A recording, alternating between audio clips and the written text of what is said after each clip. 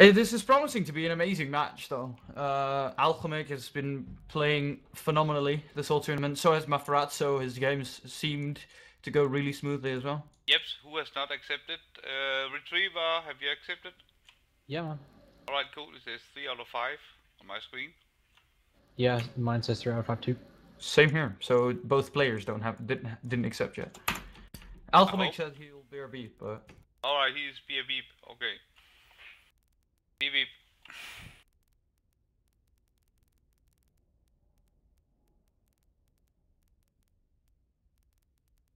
Guys, we just wait for Alchemik to get back so he can accept the invite so we can start this final.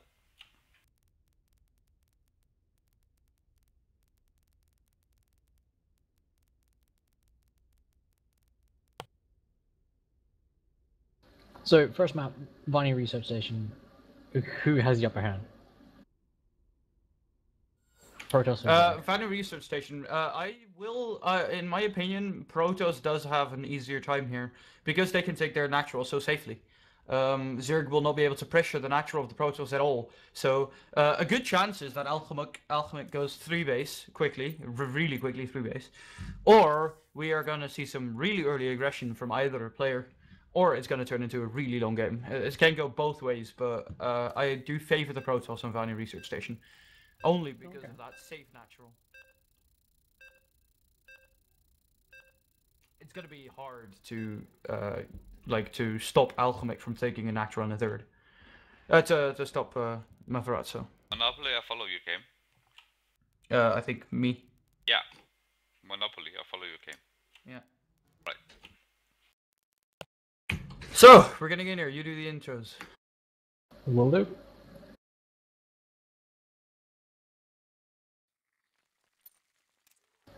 Spawning in the upper position, playing as the pink Zerg, it is Alchemik. Woo! And playing in the bottom spawning position, playing as the red Protoss, it is MaFarazZo. Playing for Darkstar. And That's correct. Alchemik not playing for Tall anymore, playing for the something, a new clan. We don't care. He's not Tall. That's the worst thing in the world. Maxi, what's the clan called? Maxi, psst, back up. Stop. No. Oh, we see a. Oh, never mind. It's an extractor trick. So I think Alchemik is getting a bit nervous. He got a little bit nervous there. He had to do an extractor trick because I've seen him do that on purpose several times before. So. Well, it depends on choice. I do like doing the extractor tricks. I feel like it's quicker, and logically you would get your drones out quicker, in my opinion. But it's all down to preference, really. Yeah, early game, not a lot to see. The only thing we can speculate is what is going to happen this game. It's a best of 7, so I feel that the person that gets ahead this game might show some cheese. And MaFarazZo is really trying to get the probe out of here, the drone out of his base. Oh. Ooh! Cheesing the hatchery. Okay. This is something I've seen Alchemik do before, so he has practiced things like this. So, as a response, MaFarazZo instantly takes his Gateway and Forge. It's gonna take a while before these probes take this down completely. And he could just restart an Evo chamber on top of that. A drone is scouting to the other side, but let's keep the action here. Is it gonna go down? He's pretty good at doing last-second cancels, so we'll see. Well, he did lose a couple on the 3rd base last time, but there we go. Yeah, there we go. He made it. Great. The drone stays alive. He himself has now 600 minerals, but taking his own his own natural. And he already has a spawning pool on top of it, so. Any counter regression is easy to stop. And he's gonna do it again! Oh my god! Will he get... Oh, he won't get it. Oh, that's so... Will he get it? It's... Nah, but he's costing MaFarazZo a lot of mining time. MaFarazZo had to pull so many probes to stop that from happening that now he can just... He's really far ahead, in my opinion. Like, his natural is up earlier. He delayed the natural of MaFarazZo a long time. Getting himself some lings as well, just to scout with probably. But he might even run in. He's still put one down. Wait, what? Oh my god, he has. He still has the hatch. Does MaFarazZo see that? Yeah, he does. I wonder why he's not doing anything about it. Well, I mean, if he's going to lose even more mining time. True, it's just getting further and further behind, and there's lings coming across the map. There's only going to be one zealot out to defend it. There's no cannons. I feel like this annoyance that Alchemik is doing is to keep MaFarazZo from scouting and going outside his base, because what Alchemik can do then is just choose every tick he wants to go. He can just make his own decisions from this, and it's costing so much mining time from pulling all those pros. Is he gonna let it finish? He might actually let it finish, yeah. I don't know about that. I don't know if I agree with that. I don't know if letting it finish is the smart choice here. No, he cancelled it. Look at that, but look at how much mining time is lost with that. Mothership core pops out right now, but Alchemik, he is supply book right now, but he's really far ahead. He is really far ahead. I feel like he's extremely far ahead just because of all that mining time lost, and like Natural's only now starting to get production done while Alchemik already has workers on it. Yeah, that's only the first worker right now. Yeah, definitely the early game shenanigans working very well for Alchemik. Yeah, double gas going down on the Natural, so probably gonna put 3 workers in each. Then as soon as 100 gas, get a lair, and then after that drop down a Roach War and then 2 Evo Chambers. It's what technically happens in most ZVPs, where you go gasless, and then as soon as you hit your natural, you get 2 gases. I feel like... Sorry, you continue. Yeah, and with those gases you get a Roach Warren and 2 Evo Chambers, and because you have Lair, then you have a 1-1 Roach and Roach speed. And those pushes can stop the Protoss from taking the third for a long time. So you go ahead now. I felt like MaFarazZo wanted to do something with that probe. It was sitting at the expansion for Alchemik for a very long time, but because Alchemik was doing all that, you know, all the early game pressure in his base and stuffing him up, I don't think he got to do what he wanted. It's either that or he just decided to leave it there so that, you know, he could see if Alchemik took an early third, but... Yeah, I think it's the latter, but because he still has it hanging there, seeing what Alchemik's gonna do. Alchemik already sacked an Overlord to get information, and he only saw 1 gateway getting plopped down, so that doesn't tell him much. That's why he's sending in a second one. He did see hallucination. But as I said, Lair's on the way, and instantly 2 Evo Chambers as well. Oh, he's getting the melee upgrades. I find that extremely interesting, melee upgrades on this map. Like, maybe just because he's so far ahead, like he knows he's ahead. Yeah, he knows he's ahead, but he's probably not that far ahead. I'm not calling it so far ahead that he can get away with going mass ling and just trying something with that. Look at the pylon though, look at the pylon, right next to the third. Yep. That could get some warp-ins. He has 3 gates, so he could do a lot of warp-ins with that. Already scouting, yeah, the Overlord is going to see that. Yeah. Surely, if he's paying attention. And MaFarazZo is also scout on top of his scouting, sending a Phoenix out the whole time. Alchemik has pretty decent map coverage. Like he's sent lings and overlords just around the map and leaves them sitting there. Yeah. Yeah, he'll see this third going down. Yeah, and I don't know how I feel about the melee upgrades. I really don't. Oh, he's going Infestors? I don't understand what Alchemik's doing. Like, he is the master here, and I'm the platinum, but I really don't get this type of build. He's getting his 1-1 and only now metabolic boost to get his speed up. But I don't understand how he wants to execute this. I don't know what he wants to go for, you know, with Infestors and Lings. I don't know where you go with that. Like, even in Wings of Liberty, that wasn't a standard build. Oh, there's just big weapons. Well, he'll hold that. I don't think the Zealots are going to do too much. There's plenty of Lings and the 2 Queens going to defend the Lings that. have 1-1, and I don't think the Zealots are going to do a lot. But look at all the sentries. Like, I feel like Lings are going to be very useless in this situation. All the sentries, so much energy. The Lings are not going to be able to touch him. That's a lot of sentries. Where are the Lings going, though? He's just going to counter.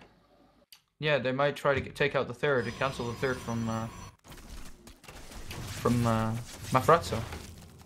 We see a really quick hive. Would he go to a Broodlord? Oh, so he's recalled back. Yeah, but it's gonna be in time. The lings are already on top of the hash rate. I mean the Nexus.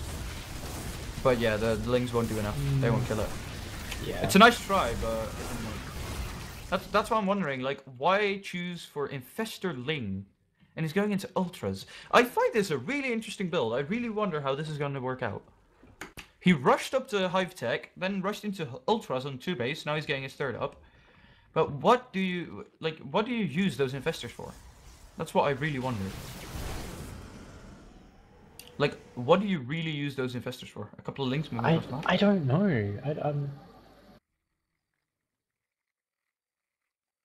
Because in this matchup, if you think about it, like, what can you use those Infestors for against?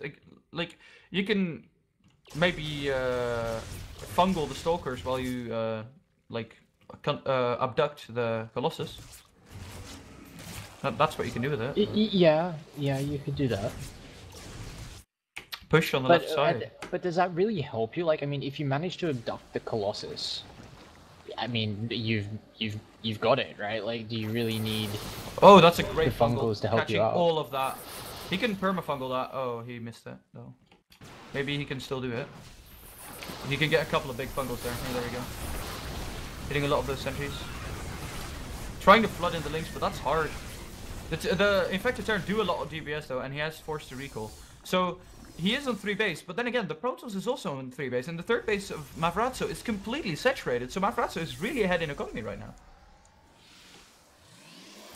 If you look at the income, MaFarazZo has 2,000 minerals and 700 gas, while Alchemik only has 1,600 minerals and 500 gas.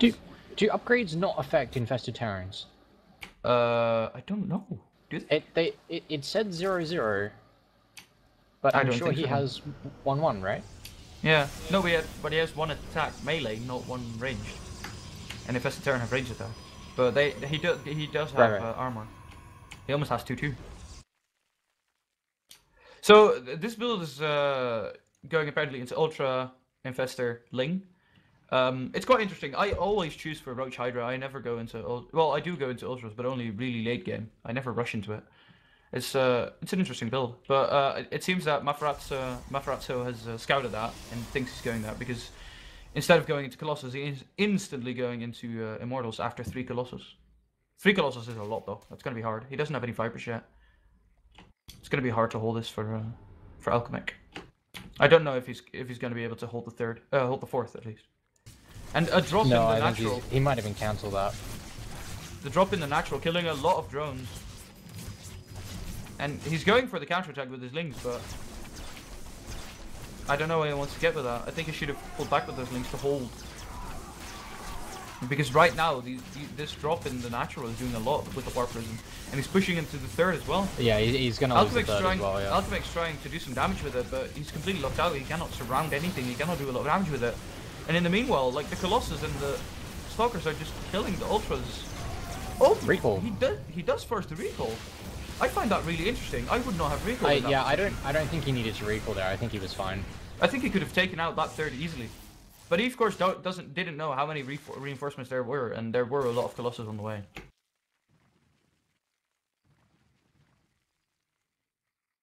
But that is actually. You go ahead. Sorry. It's an interesting decision. Like I don't.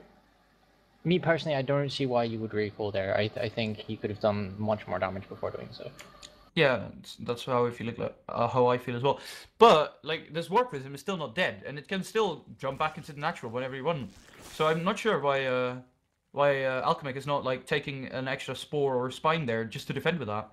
Because here it's jumping in again and dropping in like loads of zealots, and those zealots have been hurting Alchemik the whole game. Whilst he's doing this, he's also moving across the map as well. So. Yeah, it's forcing Alchemik to split up his units. Yeah, he's surrendered that. He's going to use the natural. He's going to lose the natural. But looking at this army, he's going to easily pull both of those Colossus into the Ultras. So that's going to be beautiful to see as a Zerg.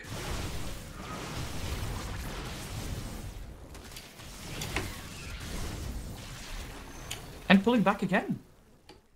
I feel like MaFarazZo is pulling back quite too often, if you know what I mean. He dropping seems again. scared about I don't know, throwing the game or losing his army. Like obviously as a Protoss you can't lose your main army. Like that's really really bad. But I don't know. He does seem far too scared.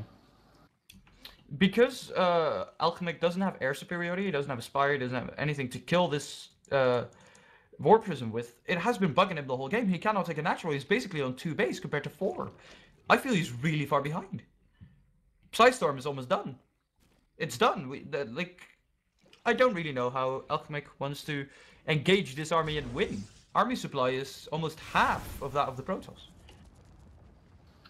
Yeah, unfortunately, I think my my upgrades tab has frozen. I can't see any upgrade production at the moment. Yeah, no, look, same for me, same for me. But I saw it on the right, so. And ground weapons level 3 is almost done. Alchemik has 3 upgrades as well, but he costs 2G. Oh, yeah. That army was too big, and Alchemik knew it. But it was a good first game from both players. Some early aggression. Definitely, yeah. And it just worked out. I still don't really understand why he went for the ultra build, but apparently Alchemik felt that was the right way to go. Really good scouting by MaFarazZo in that whole game. He constantly had hallucinated phoenixes on the map, so.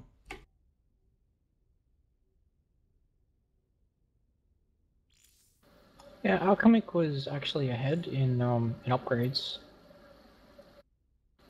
And surprisingly, actually, his resource collection wasn't as far ahead as you'd expect during the early game annoyances that he put forward.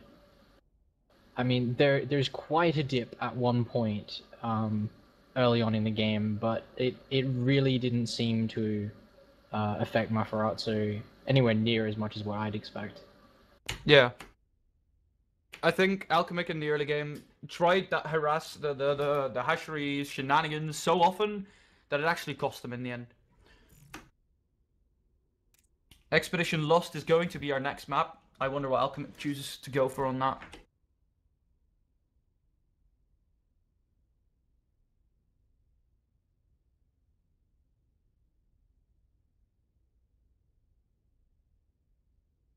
Well, the last time I saw Alchemik play on Expedition Lost, he went for a proxy hatch. A hidden proxy hatch. A hidden proxy hatch. Interesting. Yes. But I wonder, like, he might do what you see the pros do in WCS a lot. He might do the gold. He might take the gold. Like cheesy. Yeah, that's a possibility. Well, I suppose everything is a possibility, isn't it? Yeah, definitely.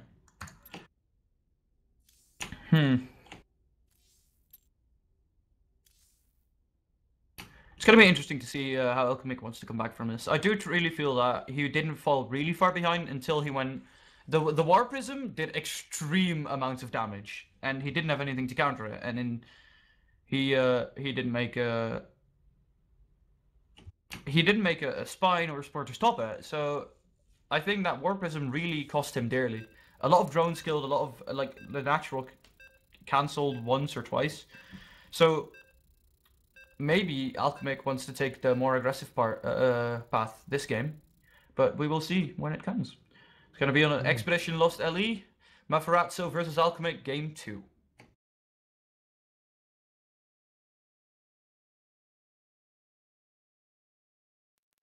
And Alchemik is behind 1-0. Yes, he is. Best of 7. Best of 7.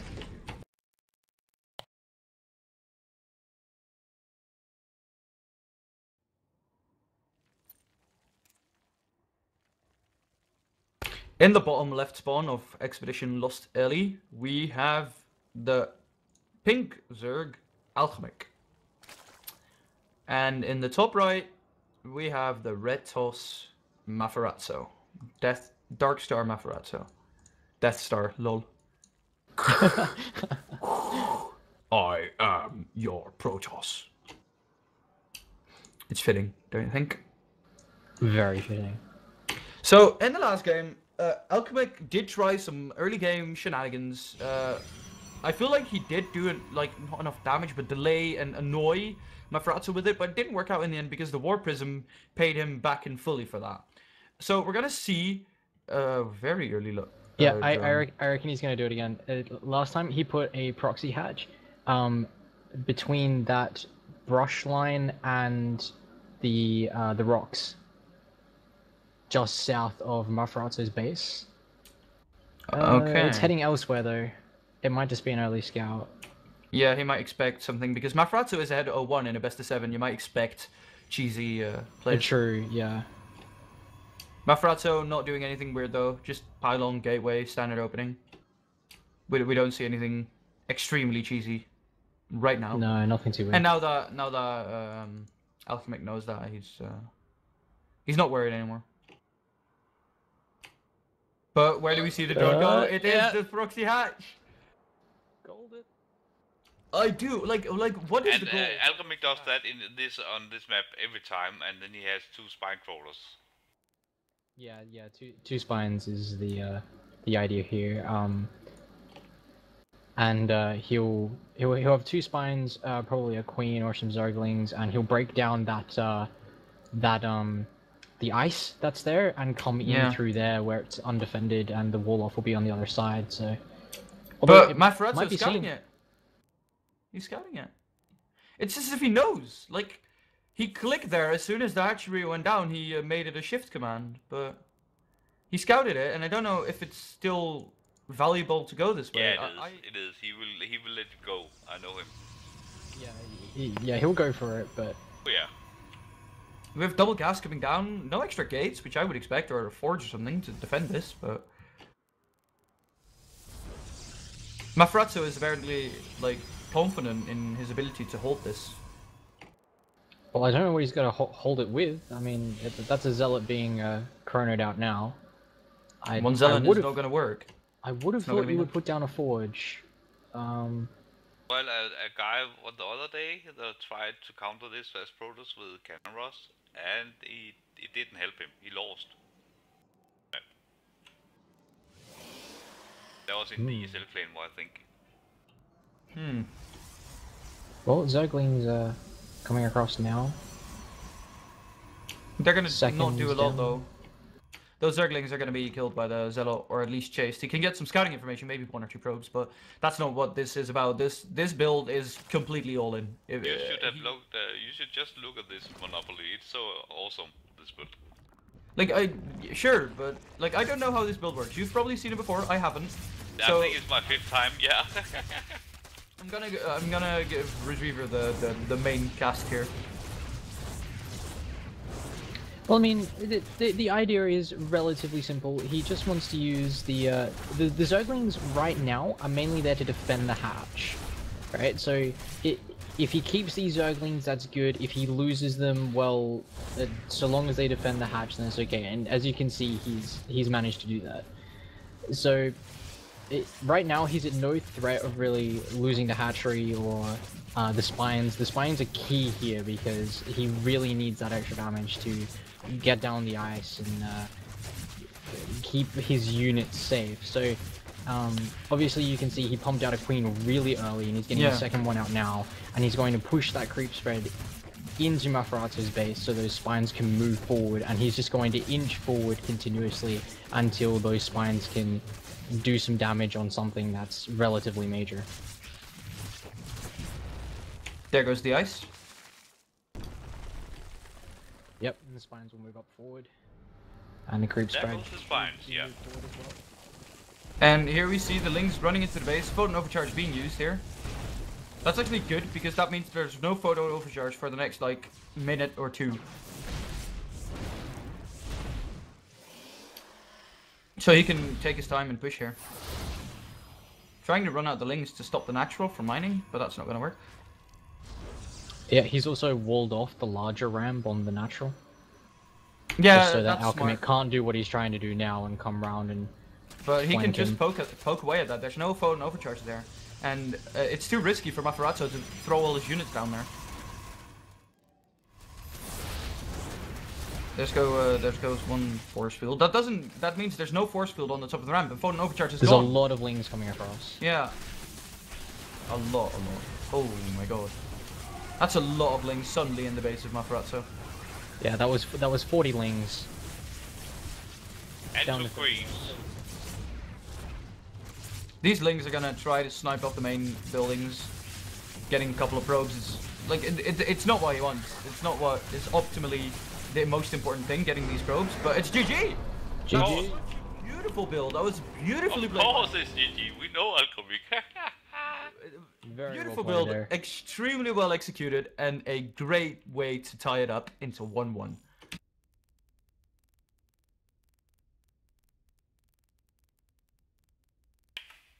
I really like watching that. Just it's a great fun build to watch.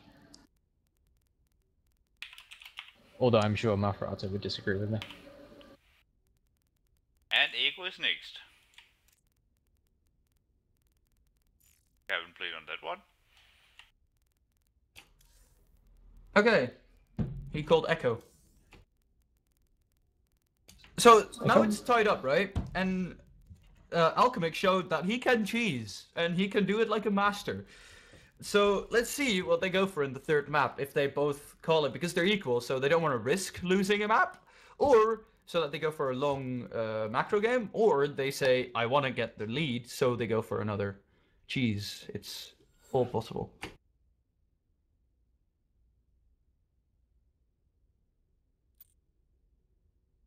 Yes, for those who missed that memo earlier, unfortunately Venom had some computer issues and was unable to play his game, so we went straight into to the final.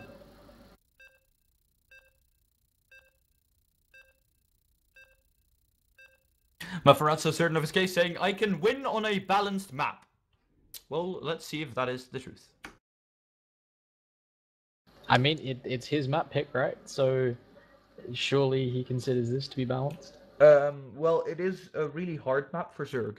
Zerg can do a lot of fun things on this, bouncing between the third and the main with mutas, but against Toshi, most of the time don't go mutas. But it's really hard to get a fourth base safely on this map. So as soon as the Protoss is on 3 bases, the Protoss can already start his aggression quite safely because the Zerg cannot do anything about it. But take it away, Retriever. Okay, starting in the bottom right-hand position, doing a lovely cheese last game, it is the Pink Zerg Alchemik. And sporting in the upper left, playing is the Red Protoss. He took the first game, it is MaFarazZo. Both games equally amazing. We see a really early probe go out here, and it seems he wants to wall off. Yeah, okay, it seems that MaFarazZo wants to go into a macro game, showing that with a pylon at the ramp, going for that wall off at the natural.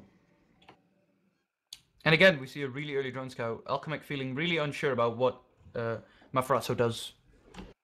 Really quite scared, apparently.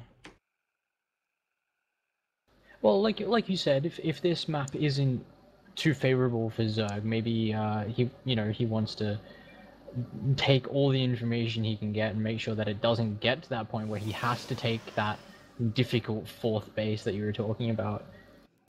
I have a message from Venom.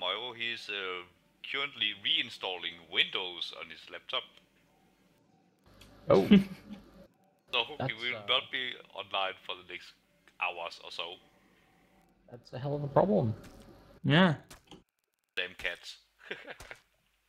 So a third map is, like a third place is not going to be a real issue here. Saving the drone. Nicely done. Trying to annoy MaFarazZo with this drone. Getting down hatch first. We see from both players, they both want to go into a macro game. That shows trying to get the wall off at the ramp here. That shows that MaFarazZo wants to go into into a macro game. Good morning, God. And Alchemik taking a natural that quickly shows that he wants to go into a macro game as well. Where is this probe going? It's just sitting there. Pull down for Alchemik. And the Gate and Forge went down for MaFarazZo as well. Choosing the Forge over the Gate because MaFarazZo basically was playing blind up till now, so he didn't know if there would be a Zergling or any weird aggression push.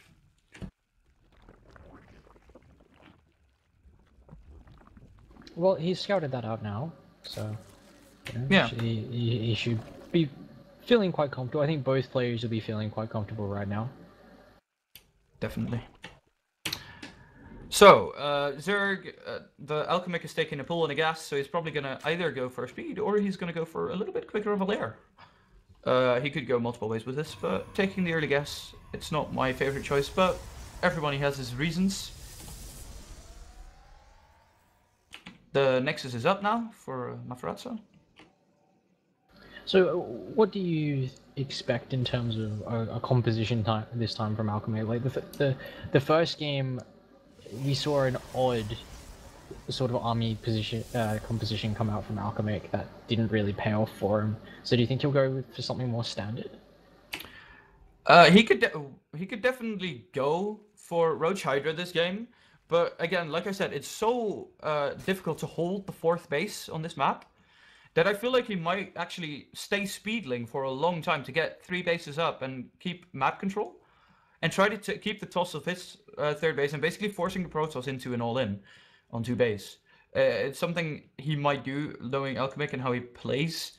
He might try that kind of thing, or he's going to be so confident with himself and go up to Roach Hydra or Ling Muta for that sake. His Ling Muta control was really well in the semi-final.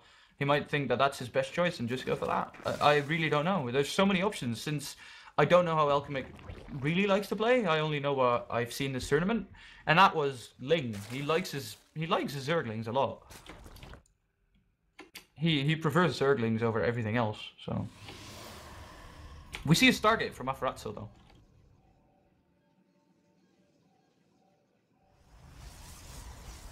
Which could mean an Oracle.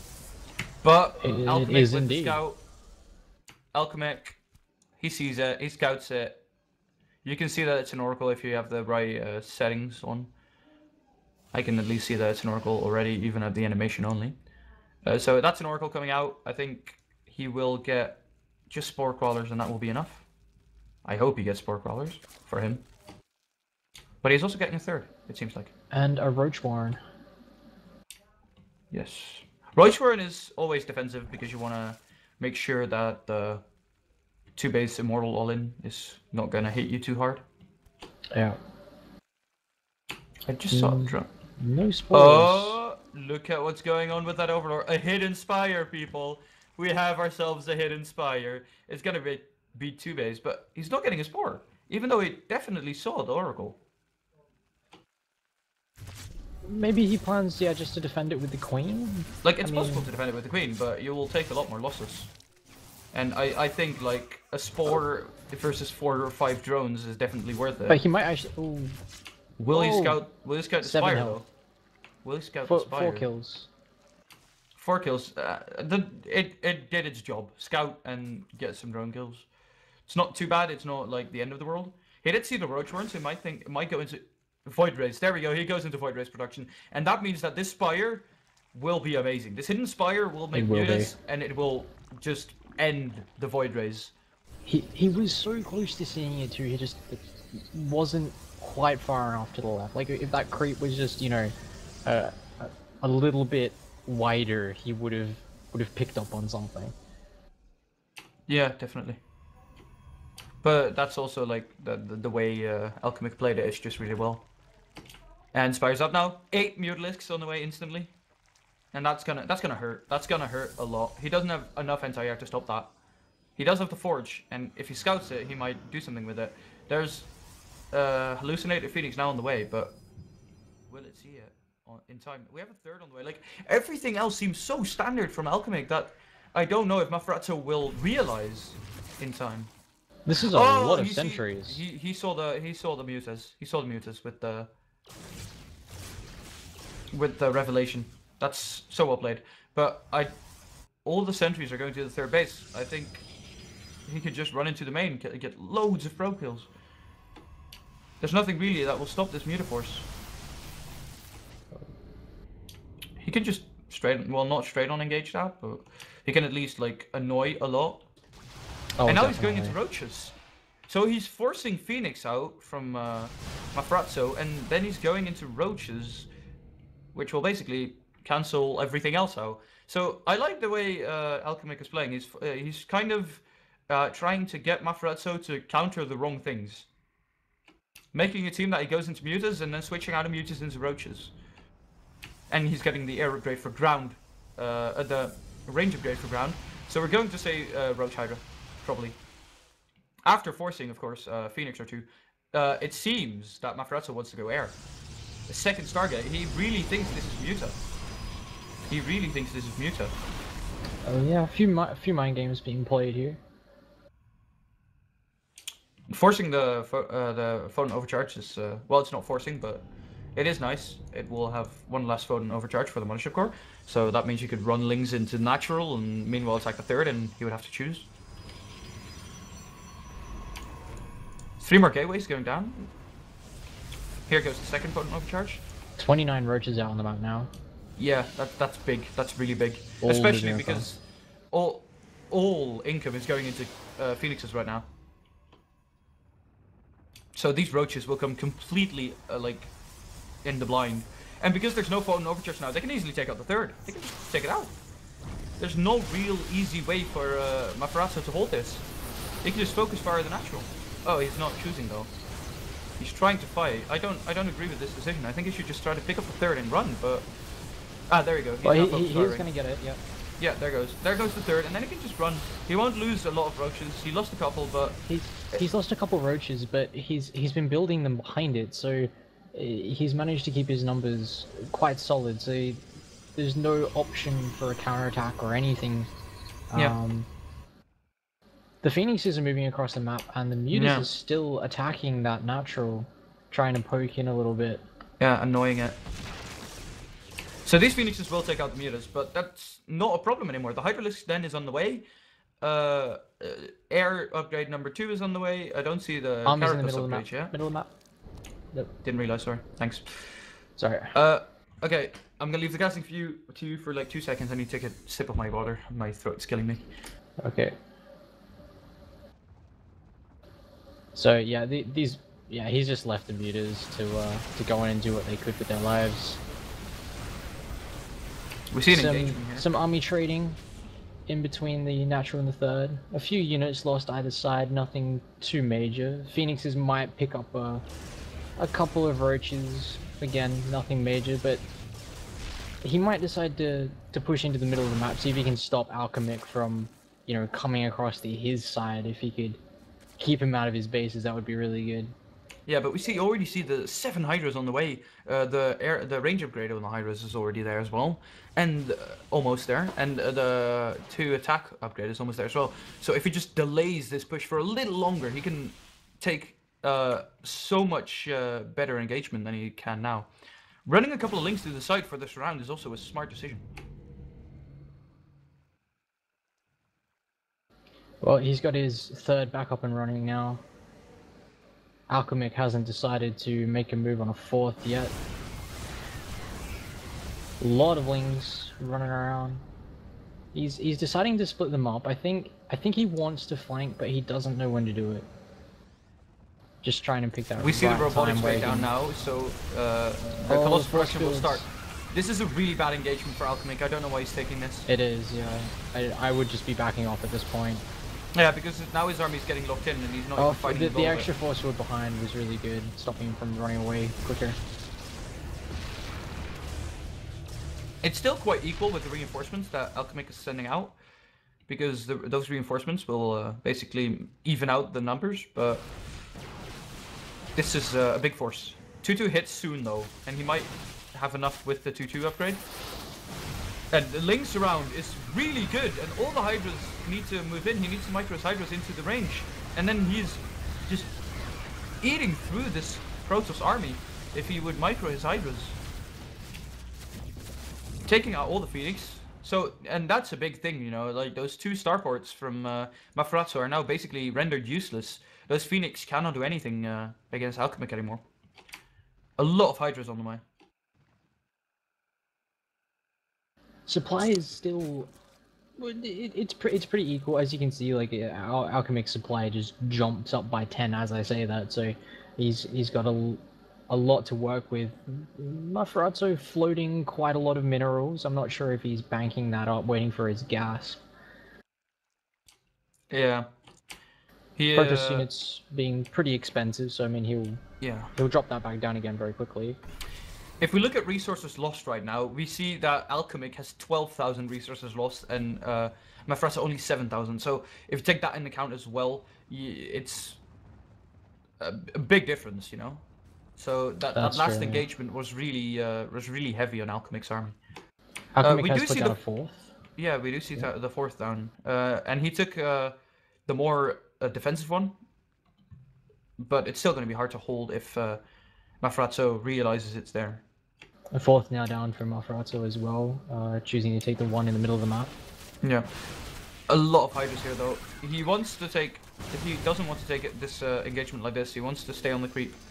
That small patch of Hydras could actually get picked off there. That's quite. He hasn't spread his creep in a long time. There's been those two tumors that are etching towards that fourth for ages, and they've just not gone anywhere. Yeah. It's almost as if he's just forgotten about it, or you know, abandoned hope of spreading it. I actually think it's just too expensive to get more queens right now. He doesn't have the income for it. We do see MaFarazZo moving towards the fourth, so I think MaFarazZo wants to take a fight on this fourth. Realizing now there's Alchemik, and I don't think he can do anything about it. No, fourth gets taken out. No. So much damage in that death ball. It's so hard to take an engagement on that. And he's still only on 2 attack. He's not getting the 2 defense upgrade. He's not getting any upgrades. What? I think he's forgetting his defense upgrades and in general his hive tech. No, because he has hive. He's going into Broodlords probably because he has a greater spire on the way. So that's interesting.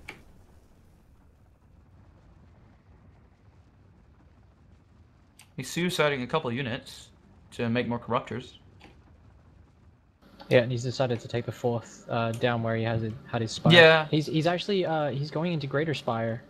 Yeah, that's what I said. That's why I think he's going into Broodlords.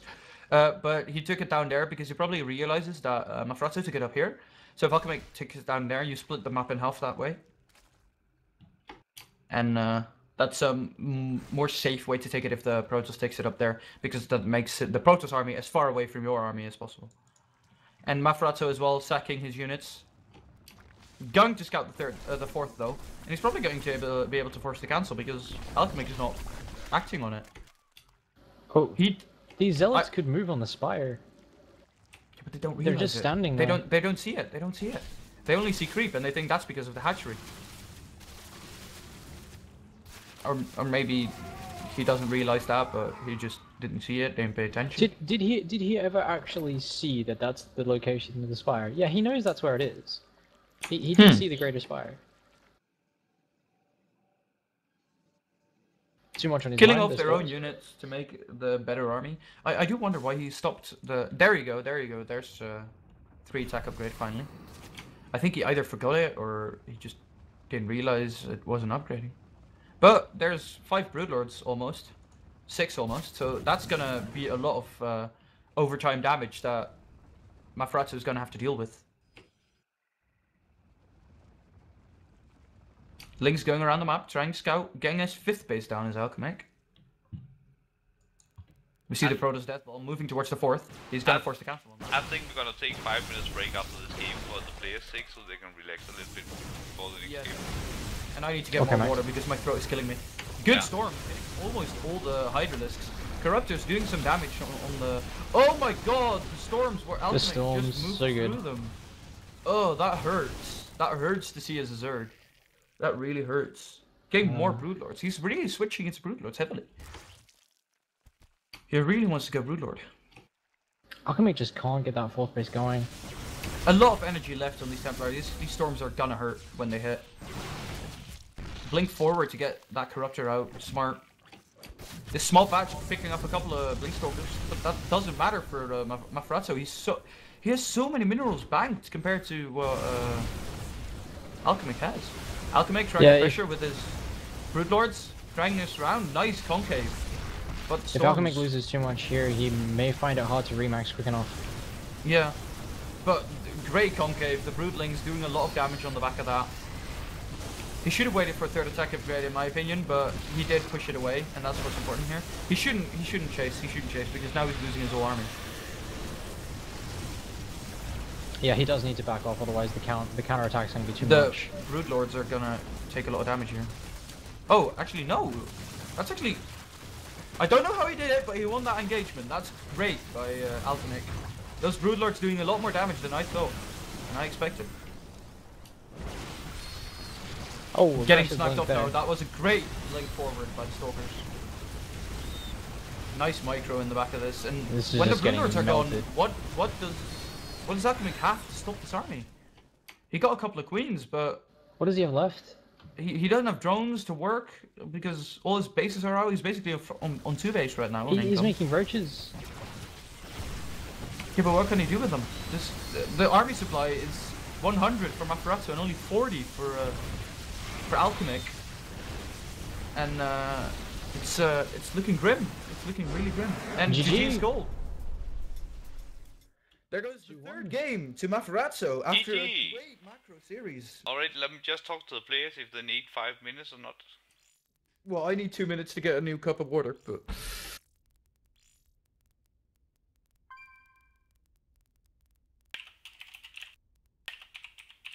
Venom in. Well, hey, hello, Venom. Welcome back. Hey guys! Oh god, that was stressful.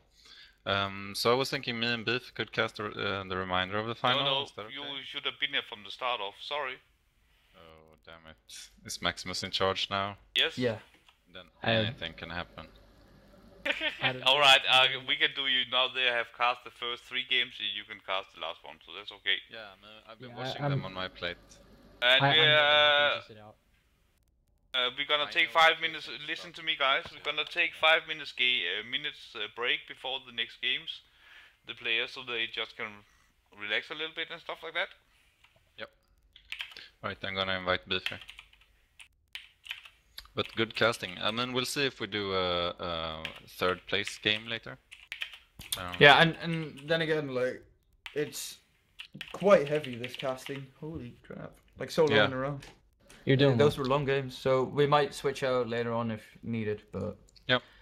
You just have fun, and I'll watch. Alright, Yep. to the stream there, we're gonna take a 5 minutes break, and we're gonna start 5:30 again with the 4th match, and it's currently 2-1 to MaFarazZo. What? Damn it! MaFarazZo.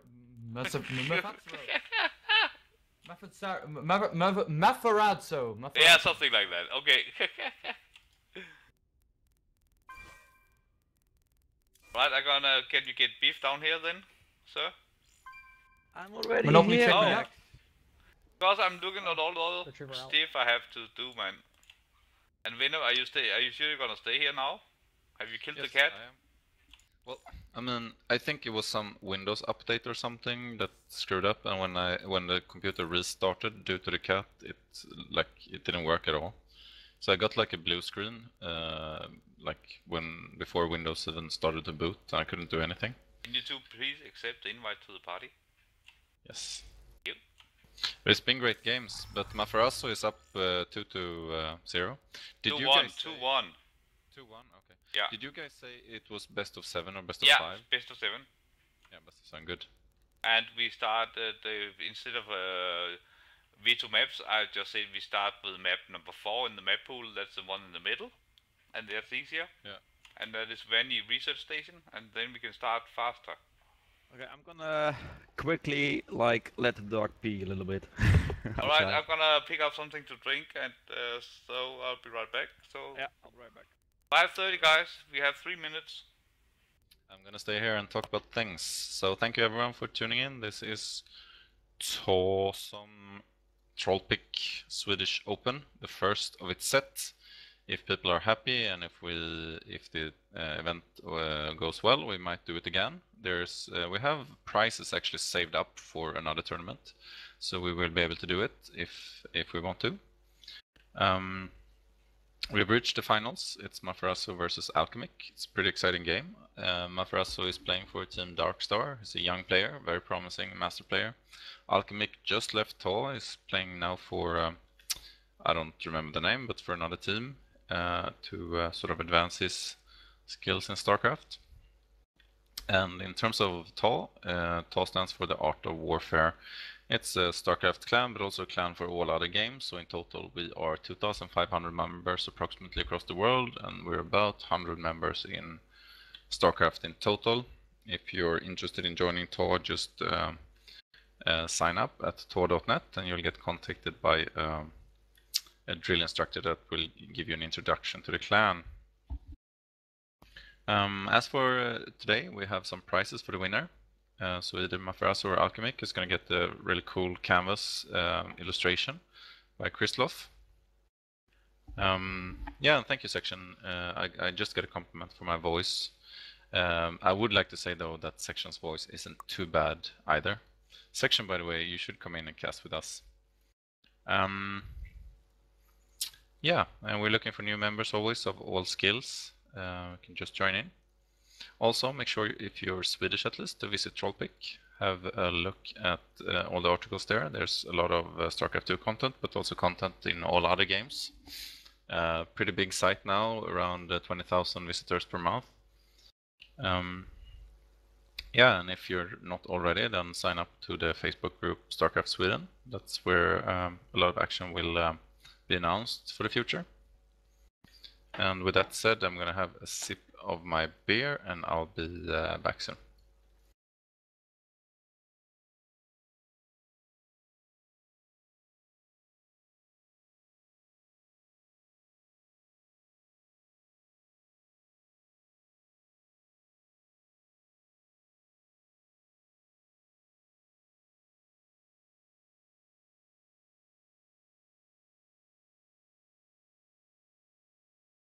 All right. Yeah, I'm push to talk.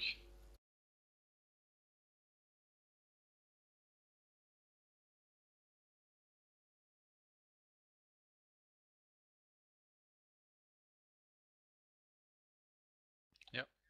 All right. Let's see if the players are ready. They must get a little bit tired from these games. I mean, they're pretty long and very intense. And actually, endurance comes into play when you play long best of sevens after playing a whole tournament, obviously. Oh, I'm sorry, I left the party. I didn't mean to. Oh, come on, Max.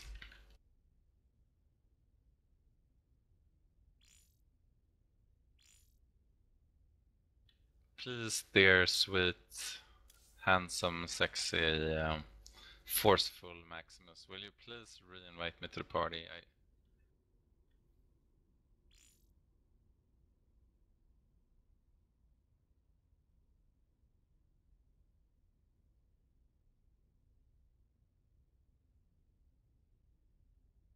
Yeah. I'm in chat here with Section. I got coffee from another place, and he's angry with me, understandably. I'll see if I can make it up to him somehow. Yeah, and to everyone in TAW, we're having a big barcraft next month at Maximus Place in Denmark. If you get the opportunity, check with Maximus if there's still some room or some slots. We're gonna have a lot of fun there, watching DreamHack from Maximus Place in Denmark.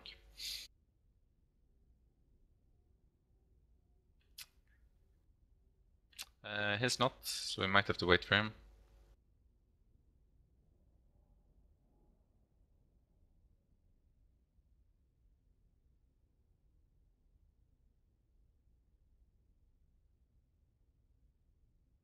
Yeah. I mean, his dog needed to pee, I suppose. I don't know how quick a dog pees there.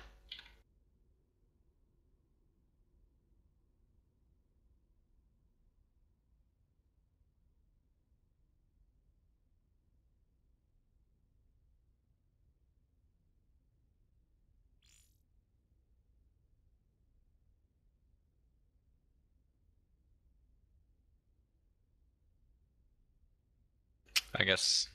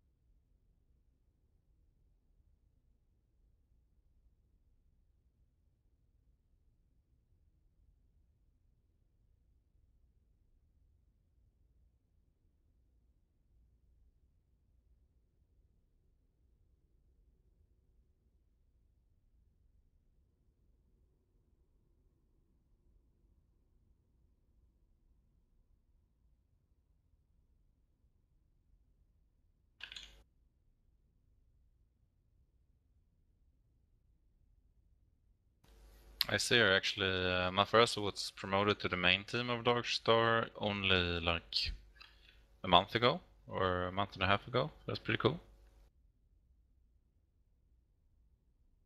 He's been in the academy a year before that.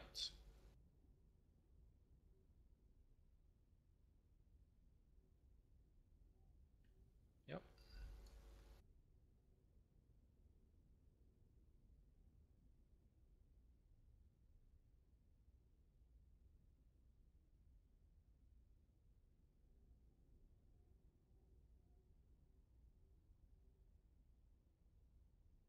He says pro gamer without a doubt.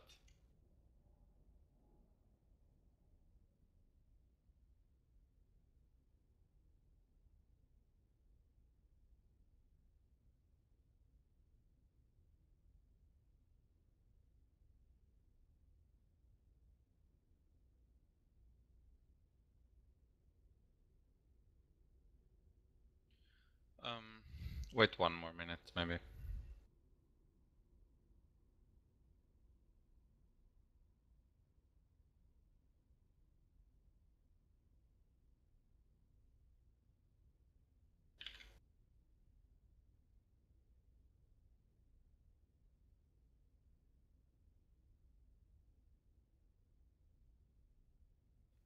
Okay, I'm back. Oh, he's back. Yeah, I've been chatting a little bit here with MaFarazZo. Beef is saying he's definitely wants to go pro. He was accepted into the main team of Darkstar from the academy like a few months ago.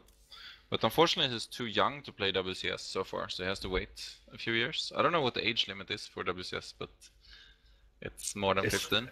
It's 17. Okay. That's But also why Shaq couldn't compete. I see. But he will compete in DreamHack, he says, DreamHack Open, so we can root for him there. It's gonna be interesting to see how this guy develops. He seems very strong.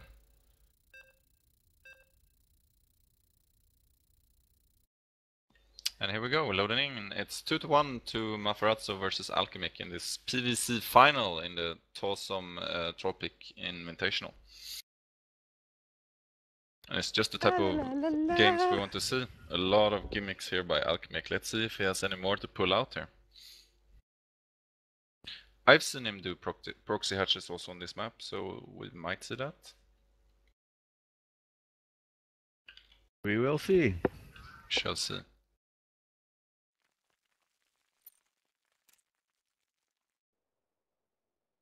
You follow me?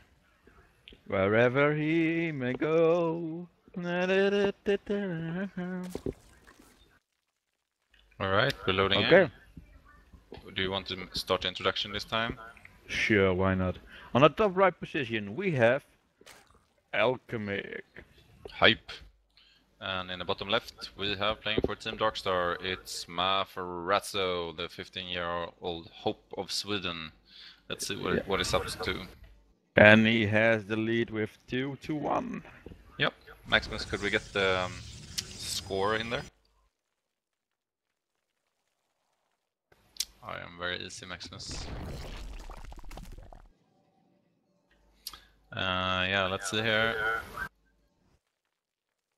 I am expecting a hatch first on this map, but he's drone scouting very early, so it might be that he's looking for another proxy hatch actually. We'll Yeah, see. he also did the extracted trick. Get a little bit more income. So now he should very soon know that MaFarazZo is in the bottom left. So let's see what he wants to use that information with. Like he hasn't pulled a drone to make a 15 hatch, so I think he was hoping to get lucky, but now he's making a hatch. I got a first. feeling MaFarazZo is gonna do a cannon rush because he's sending out 2 probes to scout right away. Yeah, they might also want to scout for proxy hatches, given the history of this series. But he's gonna be unlucky with his probe scouts. Yeah, very unlucky. And Alchemik saw the forge. Yep. So I guess he's gonna check now for a proxy pylon. Yeah, I'm not sure if MaFarazZo is he gonna. He's gonna go scout with one and bring the other probe home. I'm not sure he's gonna commit now that he was scouted. Yeah, I don't think he's gonna do it now anymore. If he found the base of Alchemik right away, he might want to cannon rush, but not anymore. Yeah. Well, he kept the drone there actually just to keep track, so this is a good spot. Big wall off for MaFarazZo. Yeah, more classical forge expand this time. Going to double gas, no gas so far for Alchemik. He's playing the delayed style. Double gas for the Protoss. Yep. And again coming in with a probe for a little bit of scouting. Yep, he will see that there's no gas taken, so he will know that it's gonna be a delayed gas build. It's sometimes a heavy roach push starts like this. When the Lings are looking for the probe, they finally find them.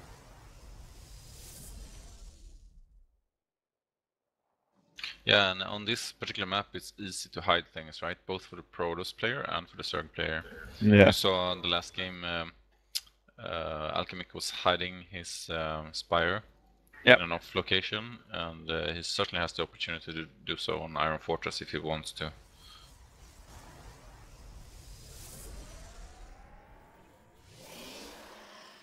Overlord coming in for Alchemik to see around what's in the base. Yeah. And he'll see absolutely nothing. Yeah, it's that it's a little bit early to scout, to be honest. You probably want to go in like 45 seconds later or so. Yeah, 6 minutes mark around that time. He's gonna just peek in here, I suppose. There's nothing really that contests the Overlord at this stage, so it doesn't really matter.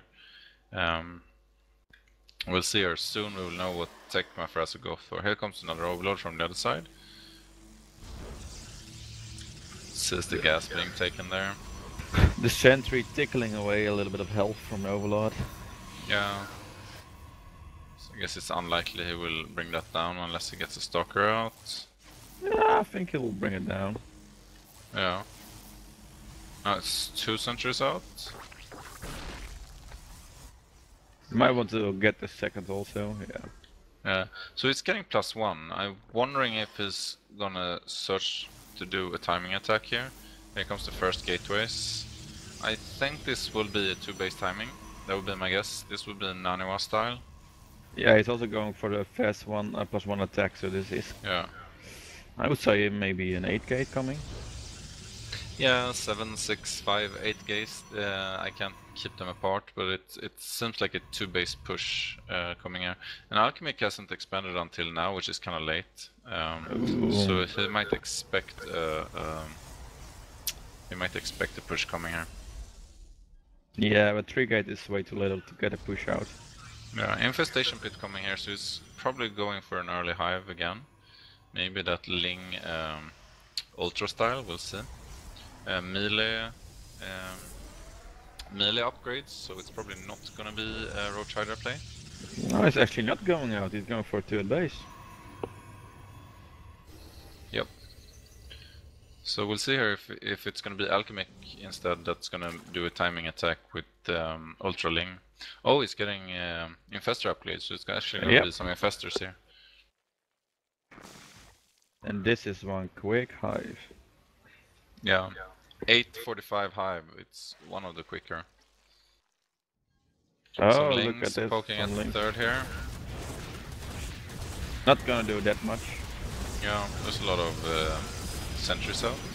And the sentries are stuck now. Yeah, they actually are. How is he gonna resolve that? No, they're a not little stuck. gap. Oh, little gap. It's actually a big gap. It's still. just a one person gap. Come on, there's a little gap. Okay. Ah. We dealt with that. Now he's gonna move out here with a ton of sentries. And they can recall at any time, so he's very safe during this. He's bringing a probe to warp in. So he's gonna see what he can get done and then recall whenever it gets dicey. And we got Infestors in the making, almost done. 2 Infestors, a bunch of links, but he needs more. Yeah, this is 8 sentries, so that's a lot. And if you can warp in like 8 Stalkers or 8 Zealots, yeah, that's gonna be difficult to handle. Yeah, he's on 5 gates, getting a Templar behind this. So I don't know if he senses... does he know about the hive? Nope, he knows there are Infestors now, at least. Yeah, should be a good hint. So he is backing off, and he should. You don't want to lose in heavy gas composition at this point. Yeah. I mean, with that recall though, he shouldn't be too worried. I think he's just gonna move out of sight, and this is gonna be hairy because the Zerg player is countering, but he does have that recall. Archons in the making, that's really good. Yeah, that's exactly what you want against the Ultras. And already Vipers. There we go, little run by. Yeah, he's just waiting with the recall as long as possible to see if he really has to. And there's a phone call, all the sentries, very nice. Yeah. Can he get another one off? No.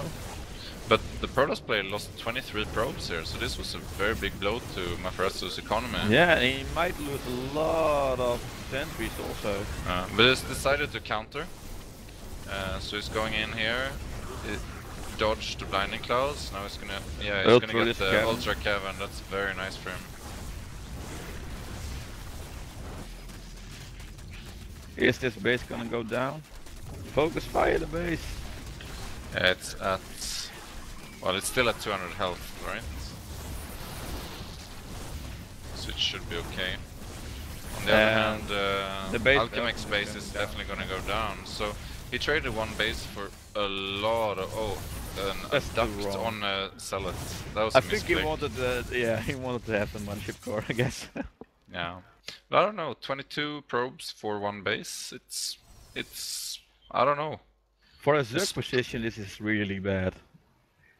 Yeah, it's similar to the first game. He was in the same position. He was very low on bases, but he got the hive out and got a decent engagement with the Ultras, but it just wasn't enough. This time though, MaFarazZo has Archons, which makes the fights much harder. Yeah. No robo units though, like not even a robo up. I don't think like the Alchemik can get back from this, to be honest. Yeah, the charge slots will be strong. Because if you look at the armor composition that Alchemy has, it's nothing compared to what MaFarazZo has. He's got like one of the best compositions to deal with it. Yeah, it's very starved on larva as well. Only 3 larva here. Little so it's ring hard to work by. with that. This is a big force coming in here. Oh, all those overlords. And he decides to go for the third again. Yeah, why not? And a third of MaFarazZo is down. Defensive warp in. Oh, all those high value units just They got a very good fungals off there, so he actually lost some of his army, MaFarazZo, but I think this is too much Protoss. Like the 4 Archons in the back there, yeah, they're gonna shoot that Ultra down very quickly. Yeah. He needed more Ultras. And again, he's starved up for larva. He got 0 larva right now. He needed Hydras. Yeah. Oh, and the Ultra can't get out because it was blocked by Pingling. Yeah. This is too much. And the supplies are starting to Yeah, this is slide GG. away here for Alchemik. But like, since it's a tournament game, he doesn't want to give up until it's really over. I would say this is really over. Yeah, well, you know. We're fighting for prizes here. But those... That's a GG. that's GG. Well played. The Archons really did a good job there. But Yeah, also yeah. the engagement from MaFarazZo is very crisp all the time. He gets the perfect concave on the right side of the Yeah. ramps. He never fights in a bad position, which makes it very hard to engage against him. Really well done. Right, 3-1 to MaFarazZo. And it was interesting. He didn't really get the robo at all in this game. No, he To just just went get- for Archons right away. Yeah, it's an interesting. I haven't seen that much in the games we usually cast here.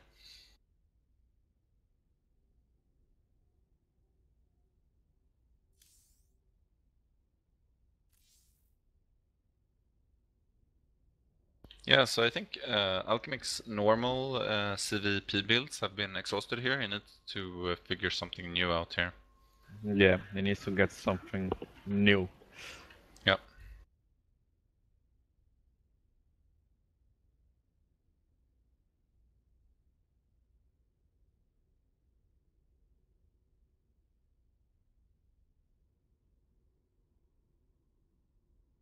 We're gonna see here, we get Inferno Pools, Cactus, and Coda left.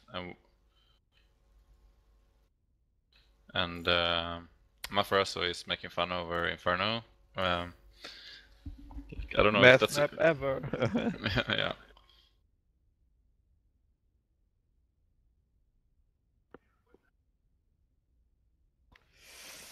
We're still That's, waiting on Alchemik.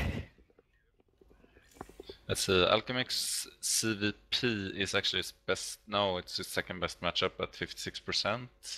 I think MaFarazZo is playing on not his most common account, so it's kind of hard to determine here.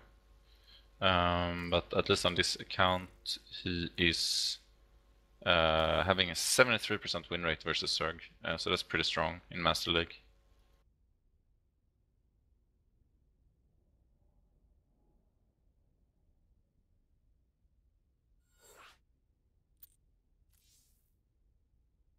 And here we go. Yeah, I think next time, like if we want to see MaFarazZo more, we're gonna have to pay him to join the tournament. So like we're taking a golden opportunity here to watch some up and coming players. All right, it's gonna be Cactus. Cactus Valley. It might be the last game for tonight. It might be, might not.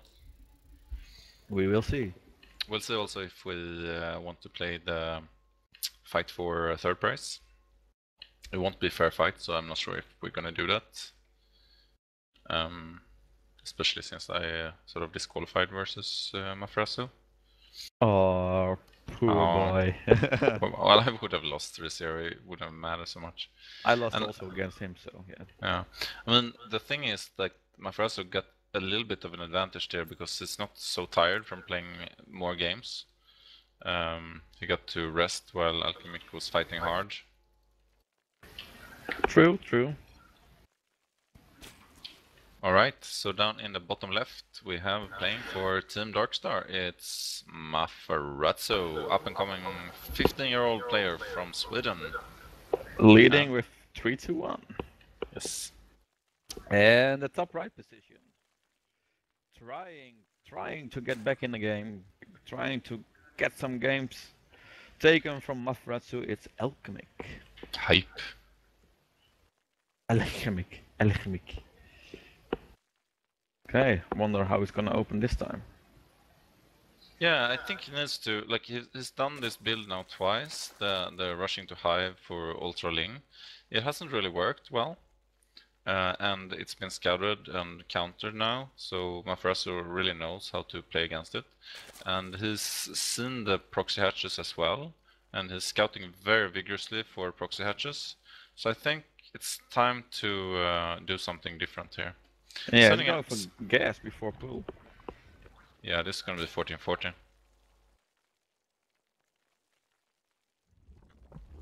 Interesting.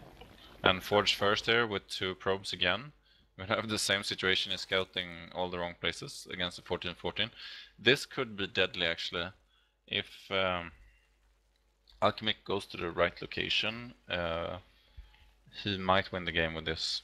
It depends on whether MaFarazZo gets a cannon up or not, but there's no pylon in the main, so it's gonna be hard to defend. Yeah, but he's gonna make a full wall off here, so I think he'll be safe. Yeah, depends on the timing of it. Like, if you manage to get up the cannon in time, yes. Otherwise, the forge might go down and then he's dead. Because it's expanding now, you know. Yeah, but he'll be in the base long before he got long before he can actually get in reach of MaFarazZo's base. So I think he should be fine. Yeah, he's gonna say there's no natural now. He's gonna come in here and see. Yeah, he's gonna see the links. He's gonna put down the cannon right away, and he'll be safe. Yeah, there it is. There it is. And the wall off. Yeah, so he'll be safe. No problem. Yeah, it's even annoyingly. Yeah, so MaFarazZo has such a huge advantage right now. Yeah.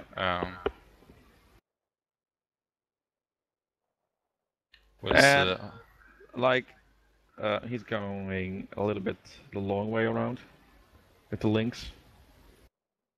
Yeah, the only thing is if a bailing bust really works here. You need a lot of bailings. Yeah, but well, the bailing can take out the gate unit, like the probe in this case, right? And then you can flood in with the links behind, but it's not an easy thing to do. That wall is perfect, the cannon has exact the right reach. Yeah, so like Alchemik might like push through it just on units alone, but within like 3-4 seconds. Oh, there we go. Extra wall off. Let's see here, it's 5 bailings, and it cancelled the So I mean those bailings will kill the zealot, I think. So he will probably get in. Yeah. But you need 3 bailings for one zealot. There's no mothership core yet. He's gonna want to make it now. He's morphing in some more bailings, so so he's going for the. Yeah. But he will get in the end, but like the question is, will he have enough units when he gets in? Oh no, that was. There we go. He's gonna take out the cannon first. This is gonna be interesting. How is MaFarazZo gonna hold? No photon overcharge, so. Yeah. I mean the mothership core is out, so he will have some DPS here. But it's not an easy hole here. More links is coming. Yeah, well, yeah, we'll see here. No, ooh, full wall off. Yeah, that's the only thing he could do. He doesn't have any money now, though. Yeah, and he can't produce any like defensive unit because his gateway is down. Yeah.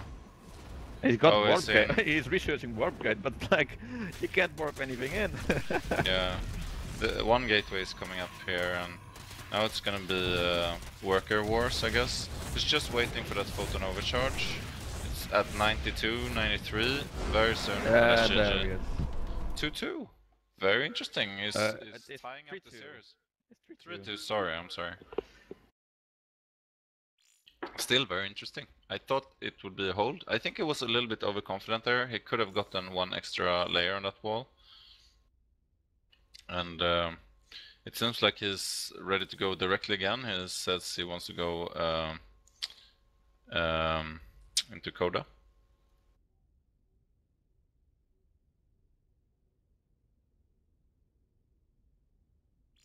Okay.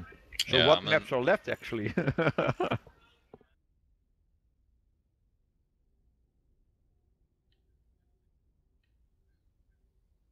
Yeah, so if Alchemik would win here on Coda, we're gonna have to watch a game on Inferno Pools. It's not often we do that, but yeah.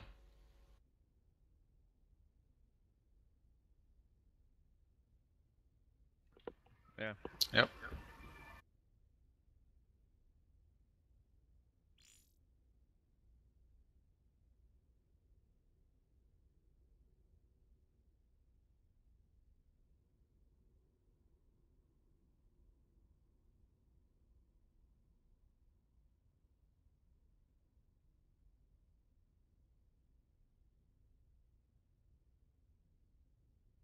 Here we go.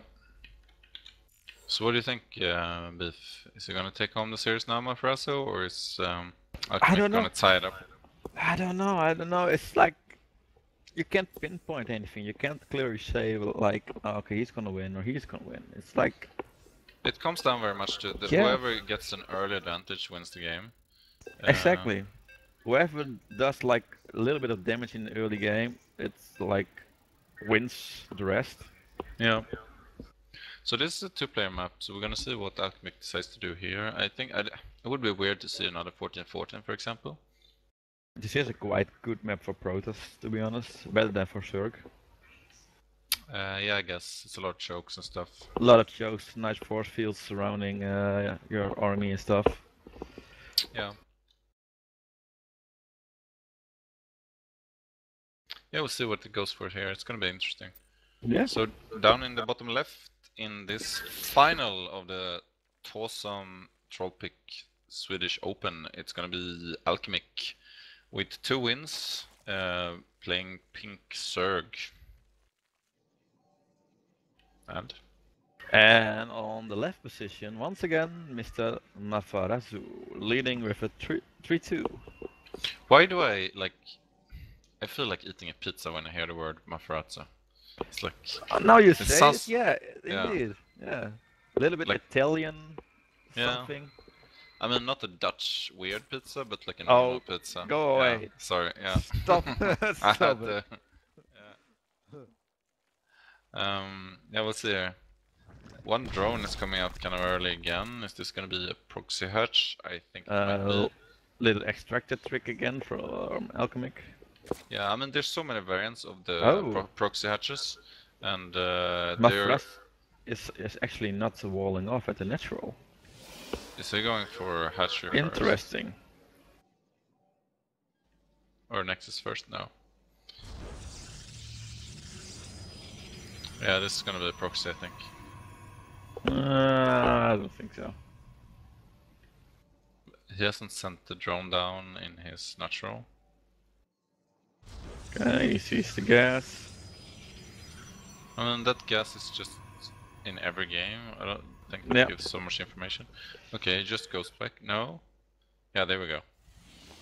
Proxy hatch. The probe is moving out. It's gonna Got take a some feeling time he's until gonna he notices scout this. it. Yeah. Yeah. But he scouts it just because he's been doing it twice, right? There we go. So 6 it's all probes on about the way. Yeah, I don't know. He scouted it pretty early, so the probe pull might be okay this time. Normally, there's different ways to handle this, right?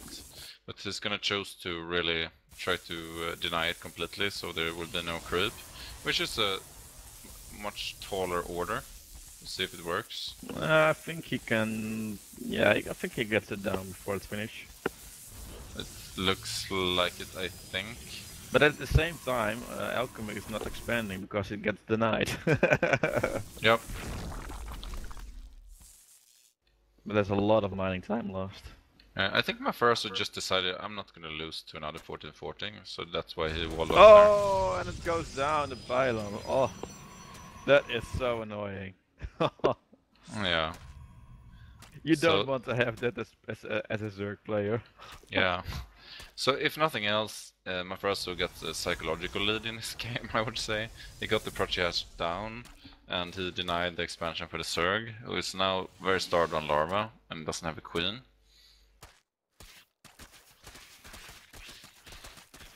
Yeah, so how is Alchemik coming back from this? Because I think he's now actually behind again. Yeah, it's very much behind. the Nashor is coming down there. He's gonna put on some pressure with his slings, but he's not gonna be able to get in. He's gonna try to get him with 6 links. Does he have a sentry? No sentry. But he has a zealot in place. He might deny like the expansion for a while, but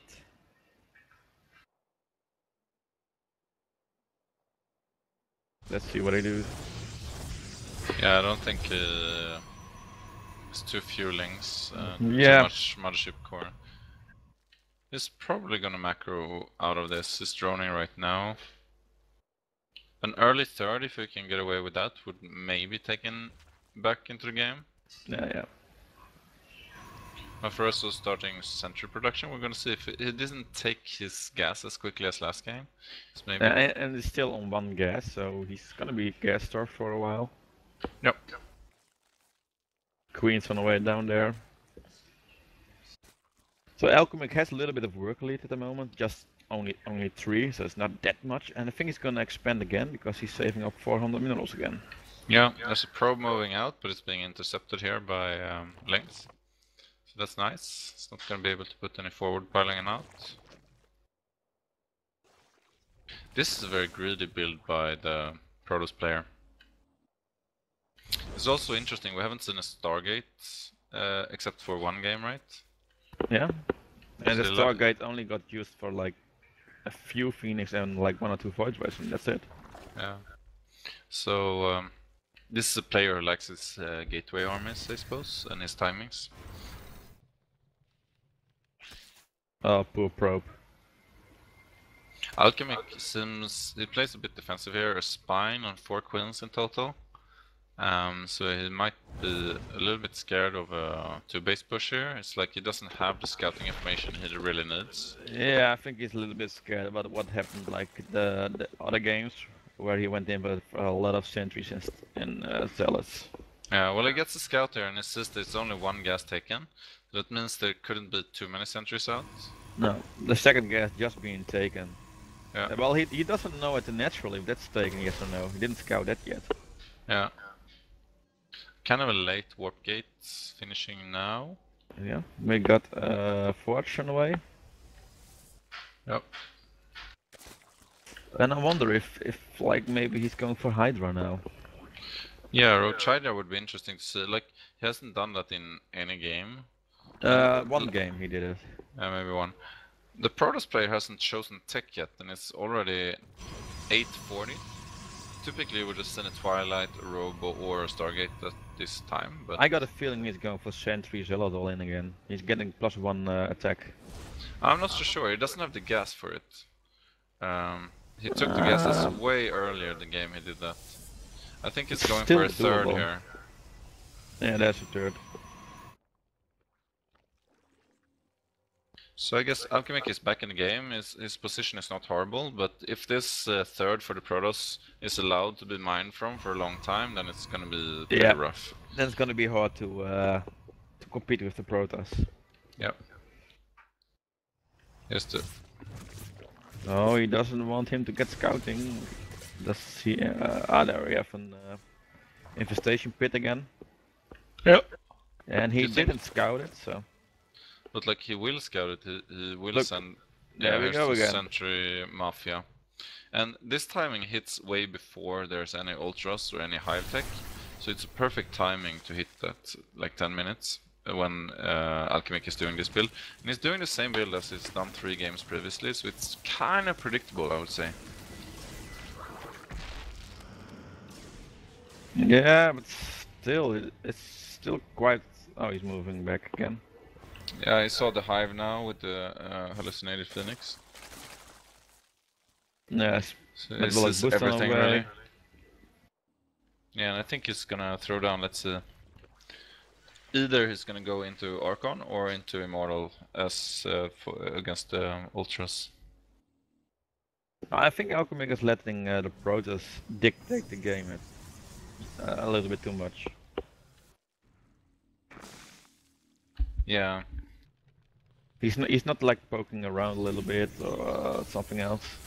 Yeah, but I think Alchemik's build is very much designed to do one timing attack with Ultra Ling. So as long as he gets to that point, I think he's okay with that. He's gonna put up spines now for the incoming push here. That's a lot of sentries. Oh my god. What do you have here? Like 12 sentries? And he's sending in a hallucination in an advance here, so he will sort of see what's coming. There are infestors here though, so it will be a bit micro dependent. If we get a couple of fungals and a lot of spines. Yeah, and he will finish that defense before the attack comes, so he's in a... Oh, and we see a little attack here from Alchemik. Yeah. But it's not gonna do anything. No, there's one zealot for every ling there almost. That's a shame.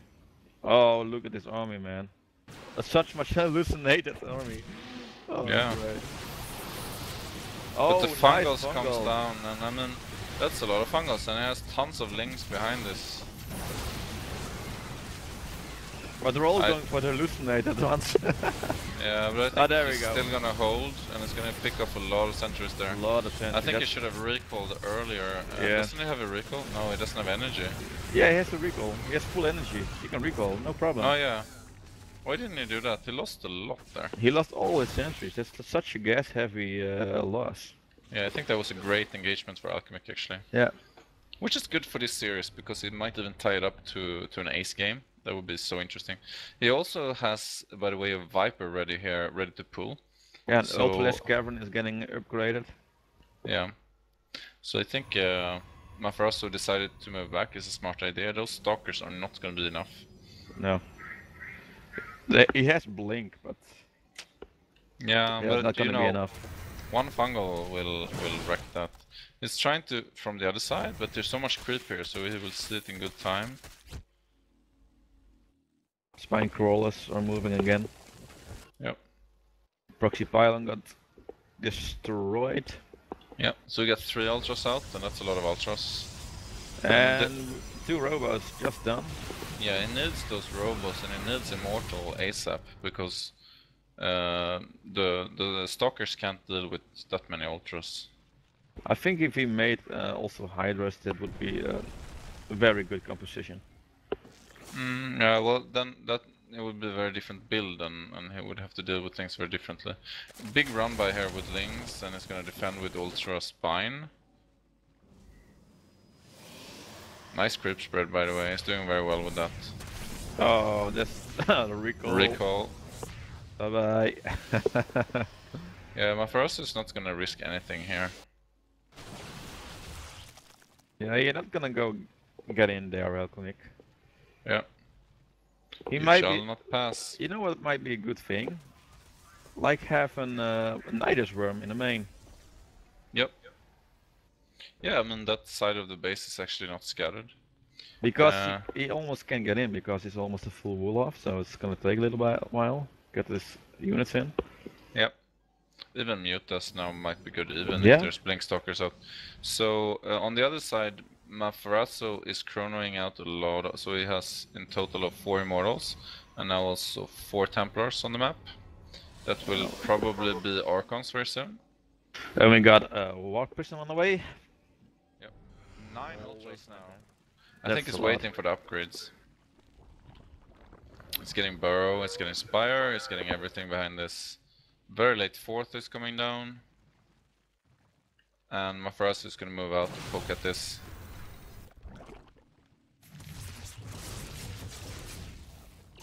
This is very interesting. I can't say that anyone is particularly ahead. I think they have good tech, both the players. We got a drop incoming on the main base from Alchemik soon.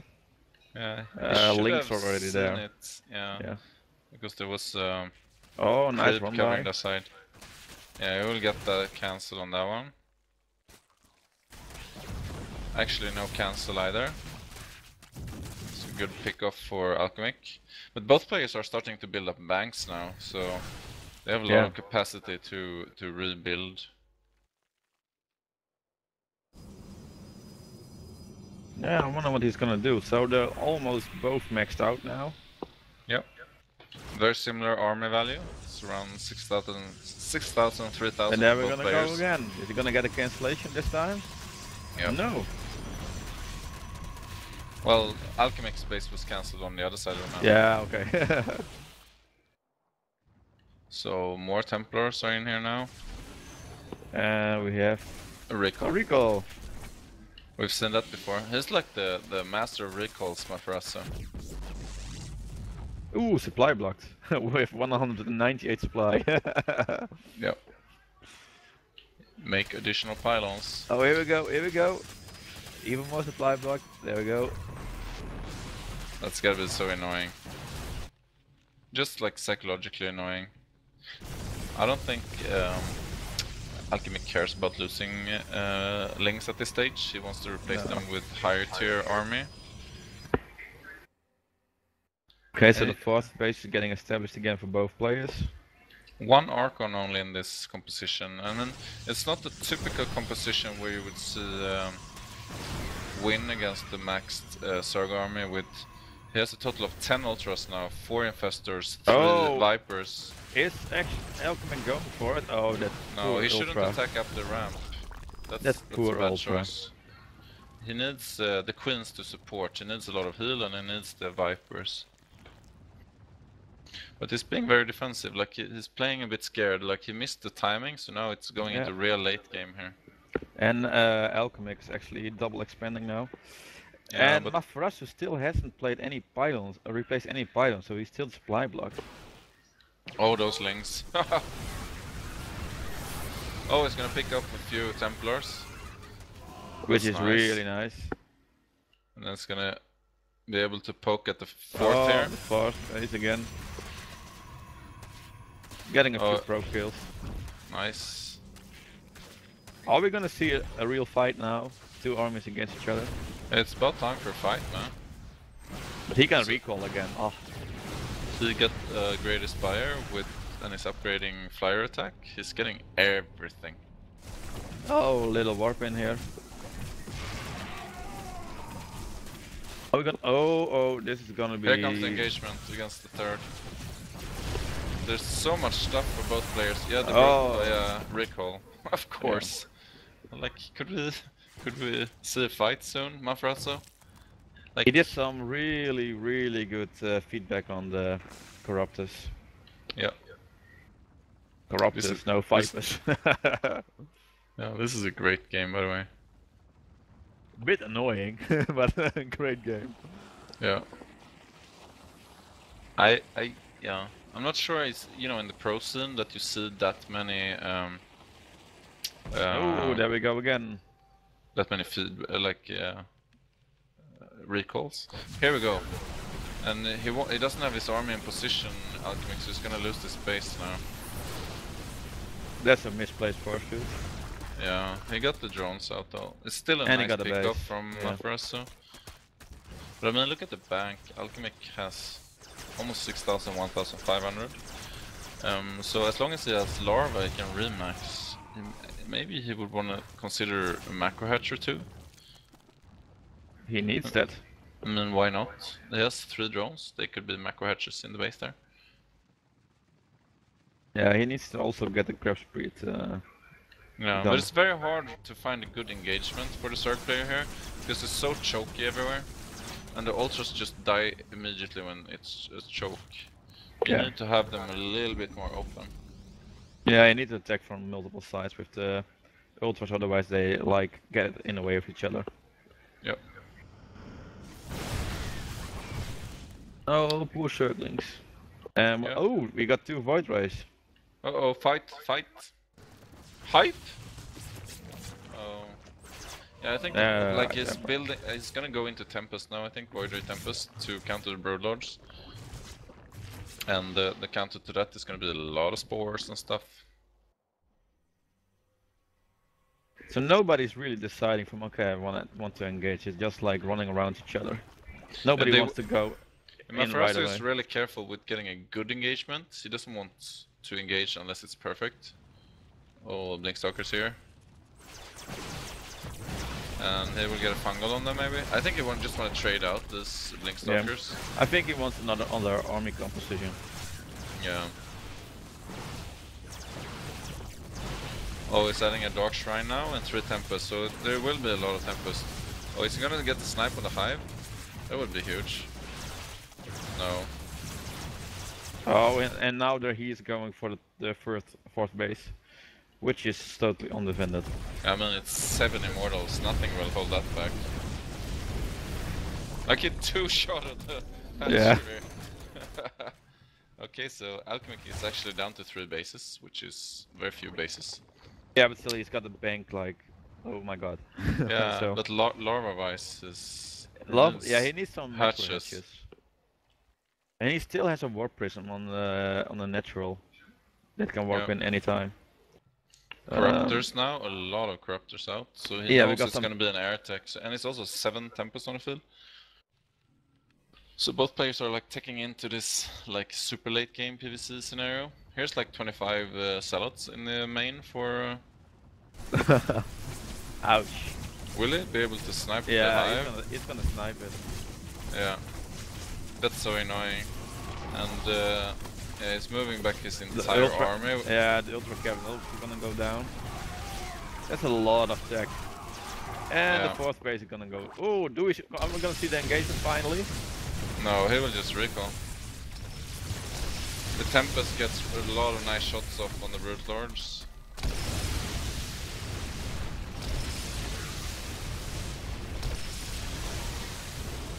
Yeah, there it goes.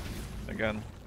Yeah. It He doesn't... needs to it pick doesn't- up. Yeah, he It's, needs to it's go. not gonna take any fights, it's just gonna poke and poke and poke and starve Alchemik out, even though he has a lot of resources, he will still be starved eventually. Here's the real fights. Storm's coming down. He doesn't have support from... He's choked with his ultras, and he doesn't have any support from Queens. So that was a really bad engagement for... Really bad, yeah. I think he felt a little bit desperate that he was starving slowly out. He I doesn't felt- have anything to deal with that many like Tempest at the moment. Yeah. It's up to now 10 Tempests, so I guess they will like almost one-shot Ultras soon. Yeah. So the Ultras will become obsolete.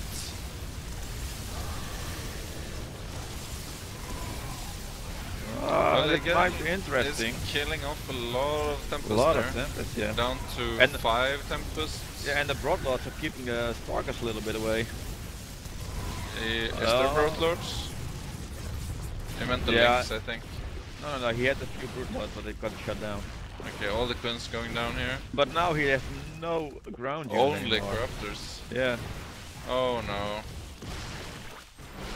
No! Yeah, it's being changed to, and this is looking grim. This is looking like a GG. Yeah. Like, how do you... what do you do now? Look at the supply difference, it's 175 to 130 here. It's gonna put everything into this, but it's not gonna be enough, unfortunately. No. And the reinforcements are coming in. Blink Stalkers only. Yeah.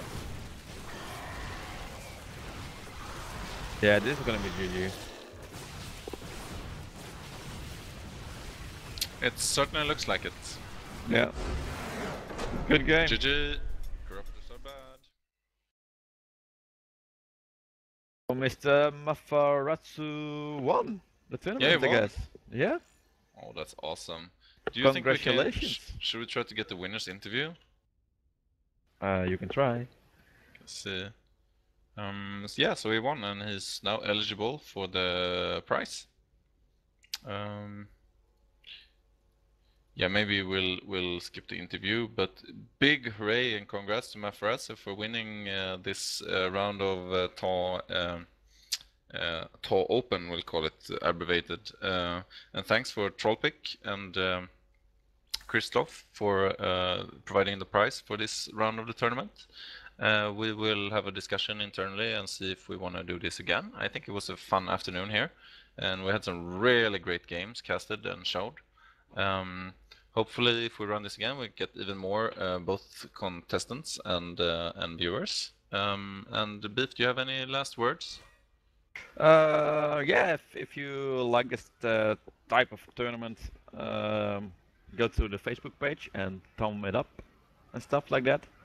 And if you want to be part of TAW, then you can go to www.taw.net and sign up.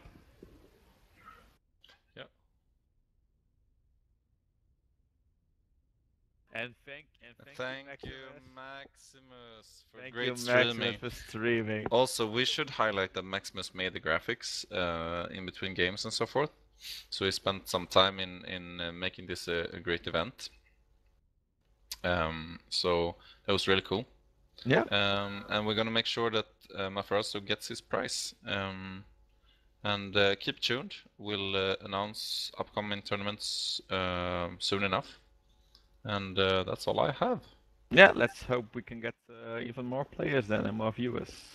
Yes. So until next time. Hurrah! And Bye-bye. I'm out. Bye bye.